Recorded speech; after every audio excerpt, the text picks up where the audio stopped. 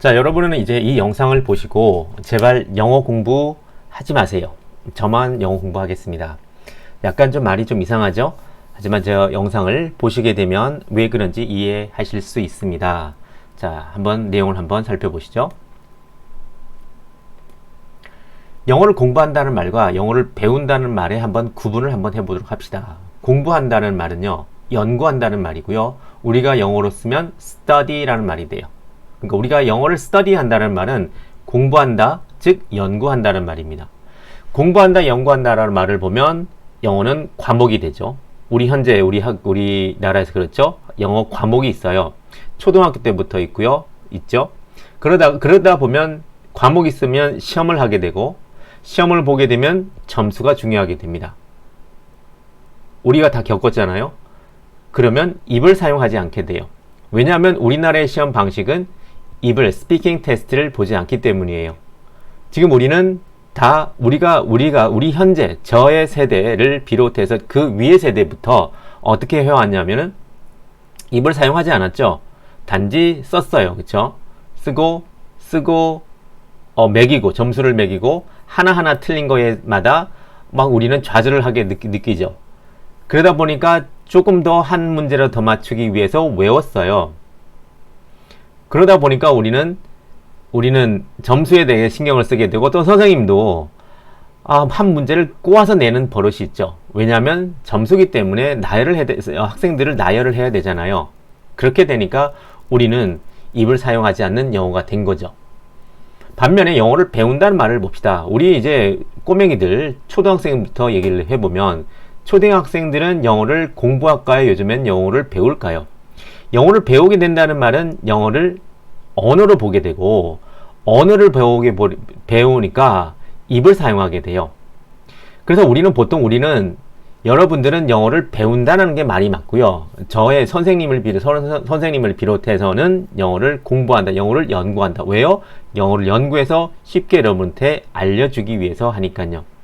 그래서 선생님들은 배운다 보다는 공부한다, 연구한다. 여러분들은 배운다라고 하셔야 돼요. 배우게 되면 즐거움이 넘쳐나죠. 왜냐하면 새로운 걸 배우게 돼서 그걸 써먹을 수 있으면 그거에 대한 희열을 느끼게 되죠. 그래서 우리는 연구한다, 즉 공부한다, 배운다를 구별해서 여러분이 쓰셔야 된다는 거예요. 자, 그렇게 되면 영어를 배운다라는 말은 다시 말하지만 언어죠. 언어로 보게 된다는 거예요. 입을 사용하게 돼요. 머리를 사용하지 않게 돼요. 머리만 사용하게 되면 입이 안 붙어지죠. 입이 안 사용하게 되죠. 이렇게 보시면 돼요. 제가 지금 영상을 올리면서 계속 이렇게 얘기합니다. 입으로 연습하세요. 머리가 아닌 입으로. 즉 입이 풀어져야만 머리가 풀어지게 돼요. 반대로 생각하시면 안 돼요. 머리가 풀어지고 입이 풀어지면 안 돼요. 입이 먼저 풀어져야 돼요. 어쨌든 간에 입이 먼저 풀어져야 돼요. 그러면 영어 회화가 된다는 거예요. 자, 그러면 지금 우리가 현재 이런 언어 교육이 언제부터 이렇게 되었을까요? 네. 영어 교육은요, 고종 때부터 시작이 됐습니다. 그러니까 고종이 영어에 대해서 상당히 관심을 많이 가졌는데요. 그때 시대 상황상 열강에 이리 치이고 저리 치이고 상당히 불안한 상황에서 우리나라의 영어가 상당히 미약했죠. 거의 없었죠. 없었다고 봐도 되죠. 제로였다고 보면 돼요. 그래서 우리 고종께서는 1886년에 유경공원이라는 최초의 근대식 공립기관을 설립을 했습니다. 자, 사진을 한번 보시면, 자, 여기 보시면 1886년 설립된 왕립 유경공원의 초기 수업 장면인데요. 고종의 지대한 관심 속에 설립된 유경공원은 호머 헐버트, 델젤 벙커, 조지 길모어 등 미국인 교사 3명이 영어뿐만 아니라 과학, 수학까지 모두 영어로 수업을 했다는 거예요. 수업을 했던 거예요. 영어 과목도 있었지만 다른 과목도 영어로 수업을 했던 거죠. 자, 칠판을 보시면 요즘 보기 힘든 필기체로 써여진 것 같고요. 우리 학생들은 상투를 메고 있고요. 네, 아주 옛날적 어떤 모습 같이 보이네요. 상당히, 네, 좀 독특한 사진이네요. 많이 보지 못한 사진이네요. 그러면 우리 선조들 영어 실력은 어땠을까요? 자, 상당했습니다. 상당했습니다.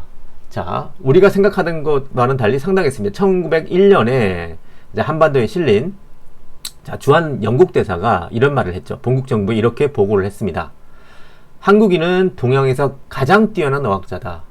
네, 서울에 외국인이 들어온 지 불과 14년도 안 됐지만 영어의 능숙함은 중국인이나 일본인은 가히 따르지 못할 것이라고 보고했다.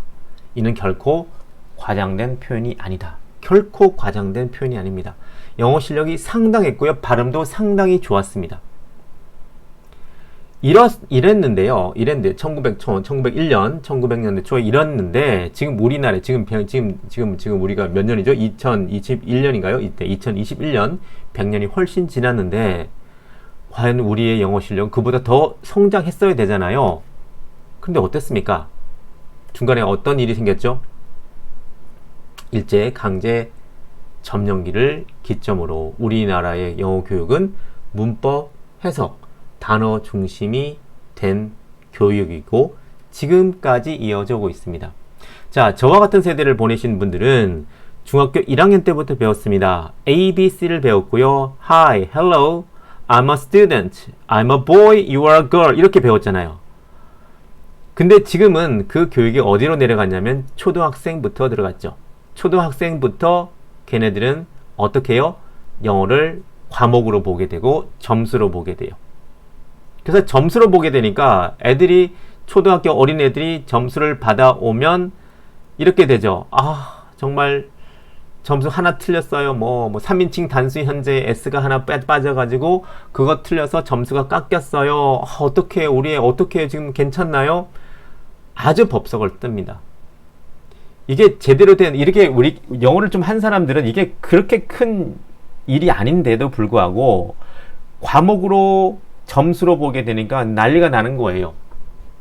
자, 상당히 문제가 있는 거 여러분이 아실 겁니다. 아니 이렇게 3년 우리 초등학교 빼보죠.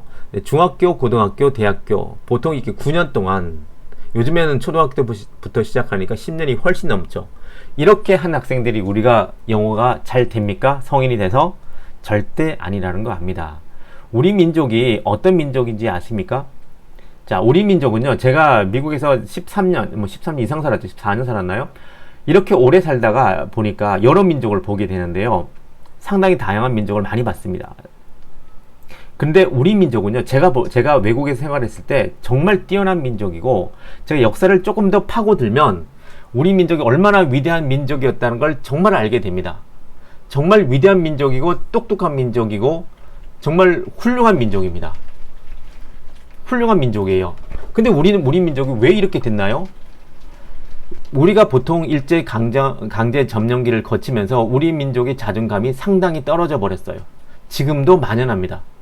하지만 우리 민족은요, 충분히 잘할 수 있습니다. 우리 1901년도에 그 고종이 우리 그 유경공원을 설립했을 때 그때 그 학생들의 영어 실력 상당하다고 전했습니다. 지금도 마찬가지입니다. 바꾸시면 돼요. 어떻게 바꾸냐고요? 당연합니다. 자, 보실까요? 이제부터 우리가 바꿔야 됩니다. 어떻게 바꿔야 되냐면 제발 과목으로 이제 성인이 된 여러분들은 과목으로 생각을 하지 마세요. 그래서 공부한다라고 생각하지 마시면 돼요. 아, 영어는 언어구나. 내가 사용하는 언어구나. 언어니까 배우면 되겠네? 공부하는 게 아니라 배우려면 듣고 말을 하는 거예요. 스피킹이 된다는 거예요. 그래서 제가 늘 강조하는 게 스피킹 해보세요. 자꾸 연습해보세요. 연습해보세요. 제가 거의 비슷한 문장을 가지고 자꾸 영상을 올리는 이유가 그거예요. 자꾸 심하세요. 자꾸 말하세요. 문법이 필요하긴 해요. 문법은 그게 왜 그런지 한번 이해만 되는 겁니다. 이해만 하고 아, 요거밖에 안 되는구나. 그럼 요걸 통해서 말을 해봐야지, 스피킹을 해봐야지 하게 되면 영어가 되게 돼요. 자, 우리나라에 외국인 노동자들이 많이 오잖아요. 그 사람들 보세요. 그 사람들이 우리 한국말을 잘 하던가요? 잘 합니다. 깜짝 놀랍니다. 왜요? 그 사람들은 우리 한국말을 과목으로 안 보기 때문이죠. 뭐 좀 틀리면 어때요? 발음이 좀 이상하면 어때요? 들은 대로 말을 하게 되고 커뮤니케이션을 하게 되다 보니까 서서히 올라가게 되는 거예요. 깜짝깜짝 놀라죠. 반면에 우리나라 사람들이 해외에 나가서, 특히 미국이나 이런 캐나다 이런 데 나가서 살잖아요. 근데 이상하게 한국 사람은 영어가 잘 안 늘어요. 아마 그런 습관이 배어 있나 봐요. 한국에서 배운 그 과목이라는 그러한 울타리를 못 벗어나나 봐요. 그래서 상당히 애먹습니다. 그래서 우리가 외국에서 생활할 때 영어를 한마디 하더라도 이게 틀릴까 안 틀릴까, 맞나, 이렇게 써도 되나, 더를 붙여야 되나, 어를 붙여야 되나, 과거 시제를 써야 되나, 현재 시제를 써야 되나, 상당히 머리가 복잡하기 때문에 말이 안 나가게 돼요. 너무나 안타깝습니다. 그냥 쓰면 되거든요. 우리가 현재 시제, 과거 시제를 구별하지 않고 쓰더라도 상대방은 다 알아들어요. 중요한 게 그게 아니라는 말이에요. 의사소통이라는 말이에요. 그게 중요한 건데 우리는 너무 점수에 집착한 나머지 너무 완벽해야 되는 거예요. 아, 이게 틀리면 안 되나? 발음이 좀 이상하면 안 되나? 이상한지 않나? 라는 생각으로 말을 버벅거리게 돼요. 전혀 그럴 필요 없습니다. 우리는 외국인이잖아요. 외국인은 외국인답게 영어를만 하시면 돼요. 우리가 원어민처럼 할 필요는 없잖아요. 물론 하면 좋지만 단지 우리의 생각을 논리적으로 체계적으로 풀어가기만 하면 돼요. 그걸 뒷받침하는 게 문법이고 그걸 뒷받침하는 게 액센트고 끊어읽기예요. 그걸 중심으로 하시게 되면 여러분들은 됩니다. 자, 다시 한번 우리 민족 상당히 똑똑한 민족입니다. 역사를 조금 더 깊이 한번 파고 들어보세요. 정말 우리 민족이 얼마나 놀라운 민족인가를 아시게 될 테고 역량이 있단 말이에요. 단지 일제가 쳐놓은 그 억압을 벗어버리고 여러분이 영어를 탐구하지 마시고 영어를 배우세요. 스피킹 해보세요. 그러면 됩니다. 자, 우리가 특별히 어려운 말 사용하지 않아도 돼요. 특히 단어 얘기 한번 해볼게요. 제가 단어를 고등학교 때 그때 복화 몇천 이런 단어를 외웠던 것 같아요. 지금 지나가 보면 아무 쓸데없는 단어였어요. 정말 어려운 단어, 즉 어려운 단어라는 말은 사용 빈도수가 낮은 언어예요. 낮은 단어예요.